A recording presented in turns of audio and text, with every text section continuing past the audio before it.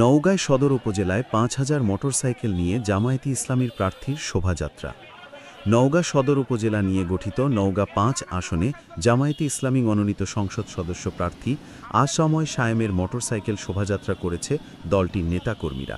২২ November শনিবার সকালে নওগাঁ শহরের এটিম মাঠ থেকে শোভাযাত্রাটি বের করা হয়। এতে প্রায় ৫,০০০ মোটরসাইকেল নিয়ে অংশ নেয় সমর্থকরা। শোভাযাত্রাটি নওগাঁ সদর উপজেলার ১২টি ইউনিয়ন ও পৌরসভার ৯টি ওয়ার্ড বিভিন্ন এলাকা ঘুরে বেলা ৩টার দিকে পুনরায় এটিম মাঠে এসে শেষ হয়। পরে সেখানে নেতাকর্মী সমর্থকদের উদ্দেশ্যে বক্তব্য রাখেন জেলা জামায়াতে ইসলামীর সেক্রেটারি ও নওগাঁ-৫ আসনের সংসদ সদস্য প্রার্থী আসময় সায়েম।